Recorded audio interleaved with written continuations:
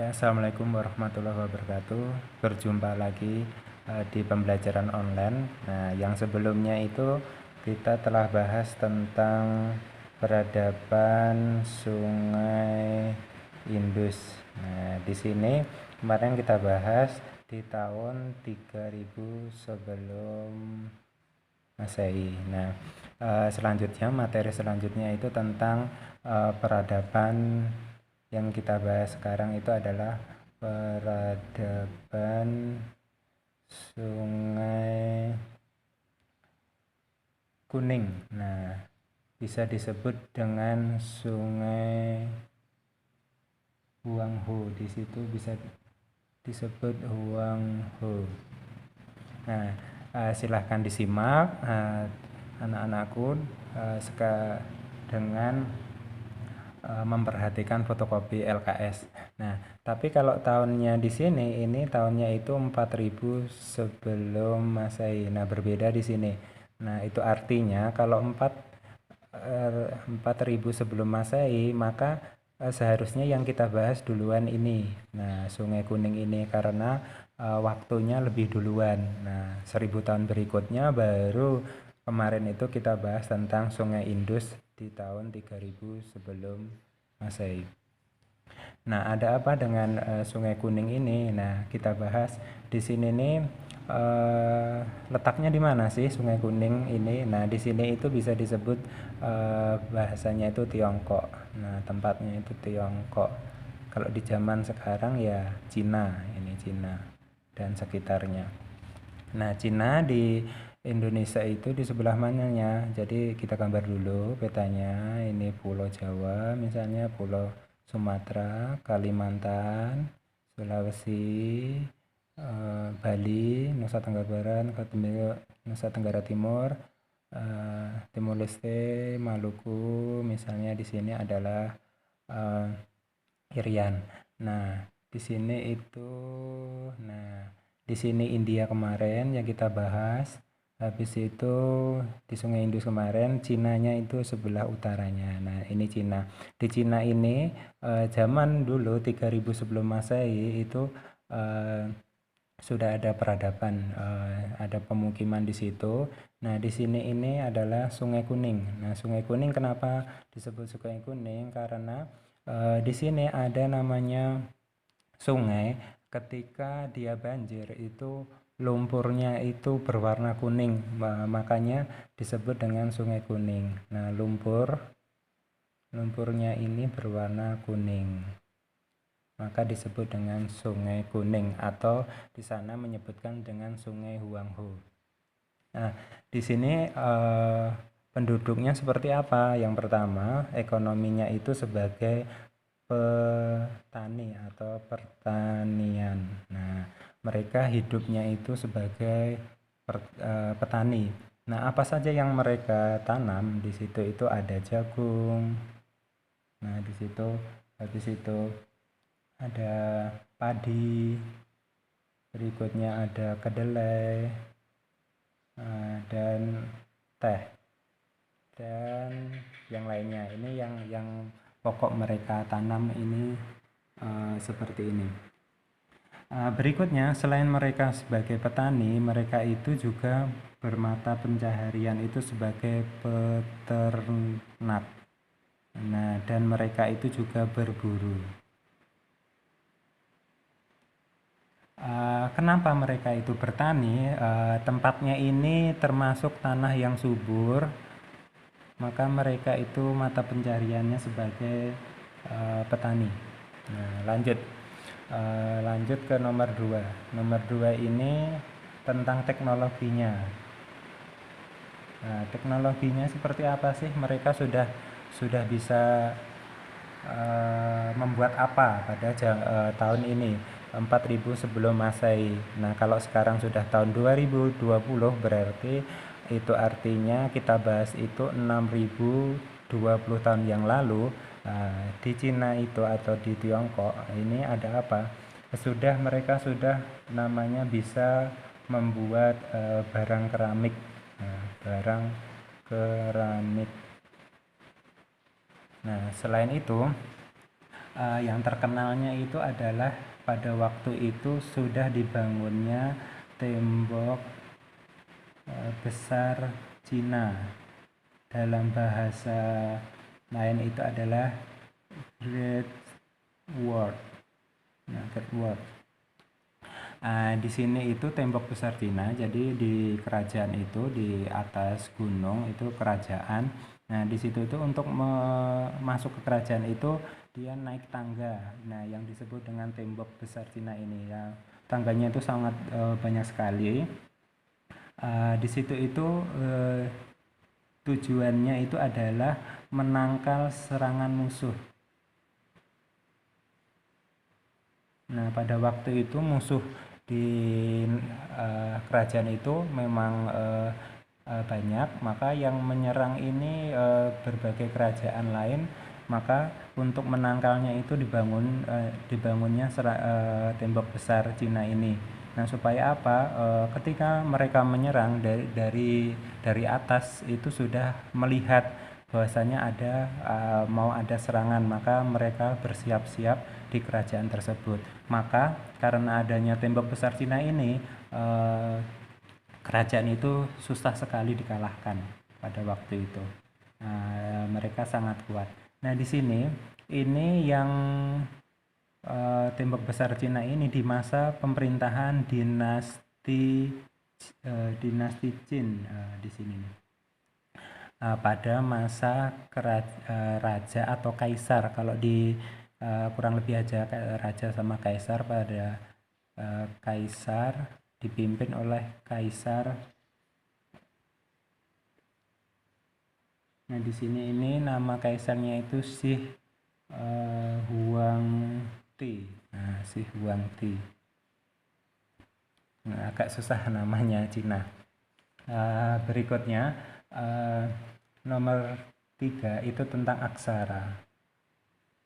Ternyata mereka sudah bisa mengenal tulisan pada waktu itu. Pada tahun 4000 sebelum Masehi itu di Cina atau di Sungai Kuning ini sudah mengenal tulisan.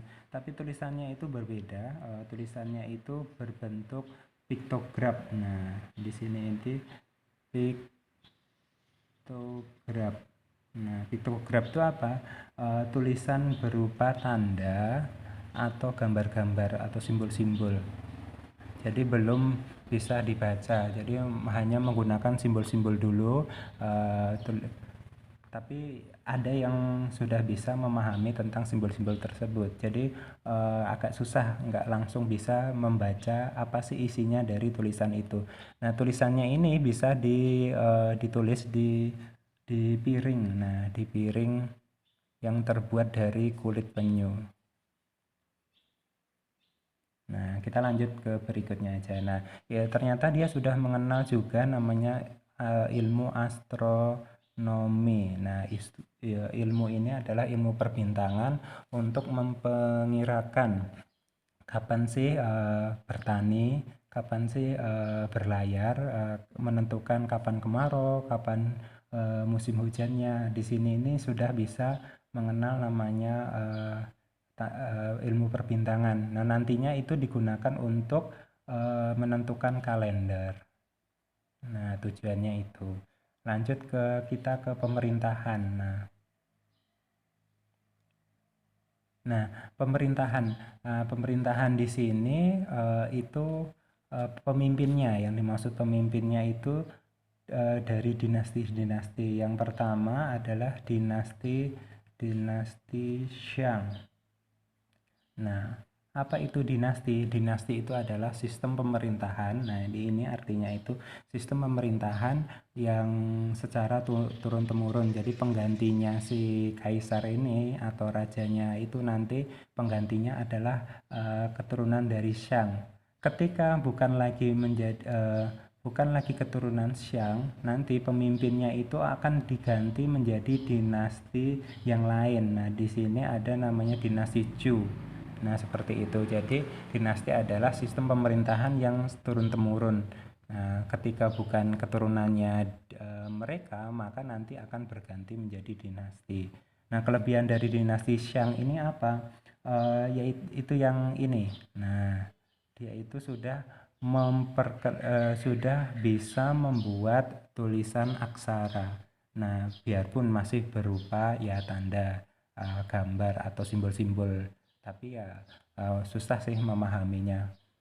Berikutnya Chu. Nah, Chu ini terkenal sekali, Chu, sampai-sampai ada di permainan Mobile Legends itu ada namanya Hero Chu.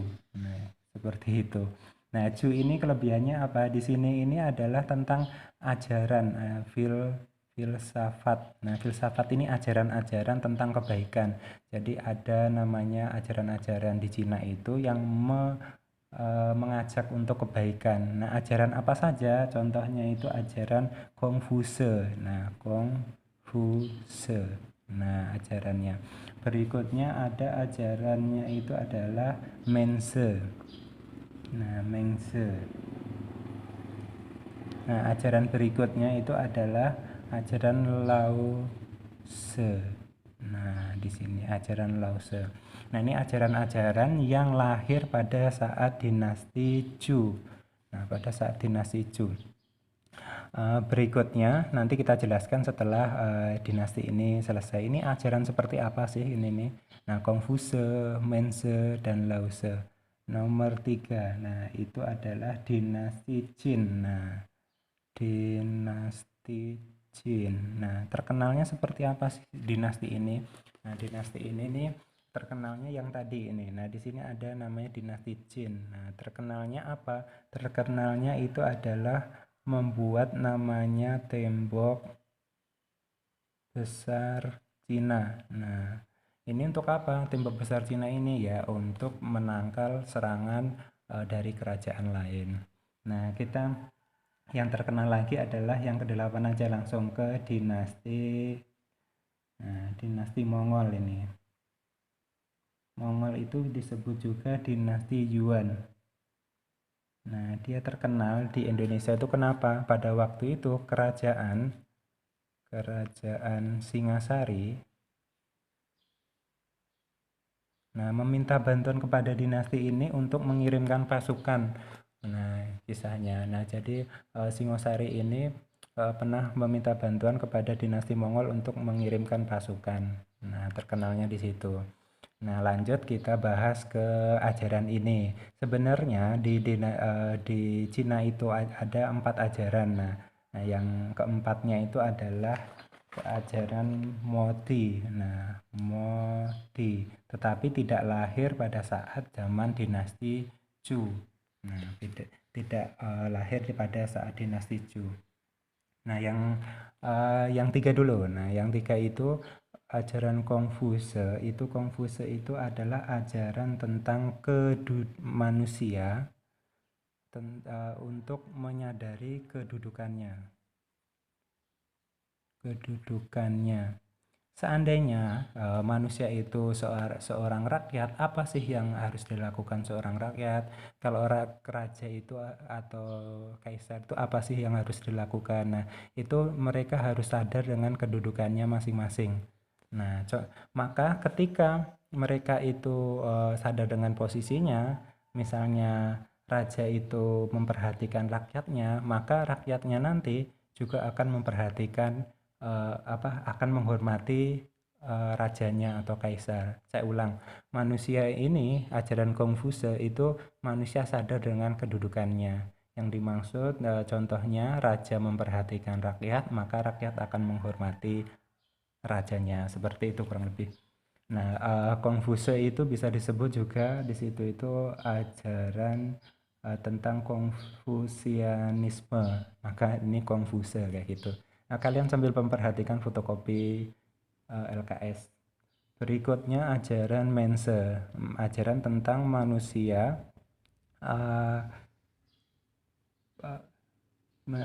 tentang manusia dan alam. Nah, manusia itu mengikuti jalannya alam. Nah, jalan alam seperti apa? Nah, itu diikuti saja sesuai kemauan alam. Jadi jangan ditolak alam. Misalnya alam menghendaki kodratnya manusianya miskin misalnya, maka kita harus harus sabar lah, jadi harus bersabar, itu mense. Maka kalau kalau itu kita menyadari hal tersebut, maka akan terjadinya keadilan dan ketentraman itu. Jadi akan tercapai keadilan dan ketentraman kalau mengikuti ajaran mense yang di Cina itu. Berikutnya itu ajaran Lao Tse tentang ajaran gaib. Nah, manusia itu diminta untuk mengakui adanya kekuatan gaib yang ada di sekitar kita. Contohnya itu gaib tentang ini dewa. Nah, di sini ada dewa langit kalau di Cina itu. Nah, dewa langit itu disebut dengan Shangti, dewa namanya itu dewa Shangti. Ajaran Lao Tse ini adalah ajaran tentang mengakui adanya kekuatan gaib. Contohnya di sana itu ada dewa langit yaitu dewa Shangti. Nah, ada juga di situ suruh mengakui kekuatan-kekuatan lain. Contohnya itu petir, matahari, sungai, dan yang lainnya. Nah, terakhir itu adalah ajaran Modi. Ajaran Modi itu adalah ajaran tentang cinta sesama manusia. Nah, cinta tentang sesama manusia. Jadi kalau kita diminta untuk mencintai diri kita sendiri dan mencintai orang lain. Kalau sudah bisa mencintai diri sendiri dan mencintai orang lain, maka akan terciptanya kedamaian di muka bumi ini. Nah, itu adalah ajaran Monty. Nah, demikian ini penjelasan tentang peradaban Sungai Kuning atau Sungai Huanghe. Nah, saya ulang untuk memperjelas. Nah, peradaban Sungai Kuning ini disebut juga Sungai Huanghe. Kenapa disebut Sungai Kuning? Karena di daerah Cina sini itu sungainya itu kalau meluap itu lumpurnya itu berwarna kuning, maka disebut dengan Sungai Kuning. Pencahariannya itu sebagai bertani, sebagian juga berternak dan berburu. Teknologinya itu sudah bisa membuat keramik, terkenal dengan tembok besarnya Cina untuk menangkal serangan musuh. Nah, sudah bisa ada tulisan aksaranya. Dia sudah mengenal tulisan aksara berbentuk piktograf atau simbol-simbol gambar-gambar. Nah, terus astronominya itu dia itu sudah mengenal ilmu perbintangan pada tahun 4000 sebelum Masehi. Nah, pemerintahannya ini ada beberapa dinasti. Nah, dinasti itu berdasarkan pemerintahan berdasarkan keturunan. Jadi kalau bukan keturunannya lagi maka akan diganti dengan dinasti lain. Nah, dinasti Shang itu terkenal dengan piktografnya, dinasti Zhou itu terkenal dengan ajarannya, dan dinasti Qin itu terkenal tembok Cina, dan terakhir itu dinasti Mongol itu terkenal dengan Singosari. Kerajaan Singosari yang ada di Jawa itu pernah meminta bantuan kepada dinasti Mongol atau dinasti Yuan. Ya, terima kasih. Demikian pembahasan peradaban Sungai Kuning. Ini materi terakhir. Silahkan dipelajari. Cukup sekian. Salah hilap mohon maaf. Assalamualaikum warahmatullahi wabarakatuh.